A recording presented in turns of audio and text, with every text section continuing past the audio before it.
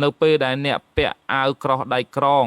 តើត្រូវធ្វើដូចម្តេចទើបអាចសម្លាប់អ្នកបានដំបូងយើងសាកល្បងប្រើកាំបិតដ៏មុតស្រួចដើម្បីកាប់សាកមើល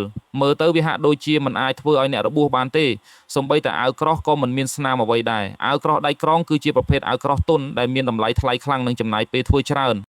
ឥឡូវនេះសាកល្បងបាញ់ព្រួញវិញម្ដងដោយប្រើកម្លាំងខ្យល់បង្រួមដើម្បីរុញព្រួញកម្លាំងប៉ះទង្គិចដ៏ខ្លាំងក្លាបានធ្វើឲ្យចុងព្រួញបែកខ្ទេចតែម្ដងប៉ុន្តែមើលទៅវានៅតែមិនអាចទម្លុះការការពាររបស់អាវក្រោះដៃក្រងបានឡើយការការពាររបស់អាវក្រោះនេះពិតជាខ្លាំងមែនចំណុចតភ្ជាប់រវាងចុងព្រួញនិងដងព្រួញត្រូវបានបាក់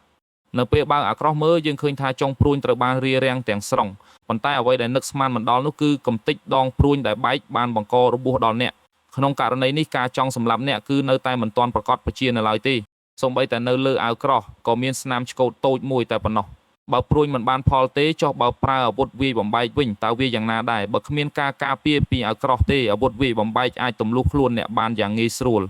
ចុះបើឲ្យអ្នកពាក់អាវក្រោះដៃក្រងវិញតើលទ្ធផលនឹងទៅជាយ៉ាងណាកម្លាំងប៉ះទង្គិចដ៏ខ្លាំង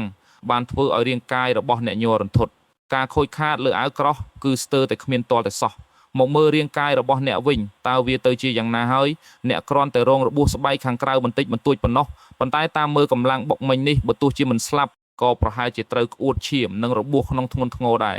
ចុះបើជាកាំបិតហោះដែលមានកម្លាំងខ្លាំងមហិមាវិញកាំបិតបានជាប់នៅក្នុងអាវក្រោះសូម្បីតែមុខកាំបិតក៏ត្រូវបានវាចដែរប៉ុន្តែវានៅតែមិនអាចទម្លុះអាវក្រោះដៃក្រងបានដដែលរាងកាយគ្រាន់តែមានស្នាមរុញបន្តិចបន្តួចពីអាវក្រោះប៉ុណ្ណោះមើលទៅក្នុងសមរភូមិបុរាណ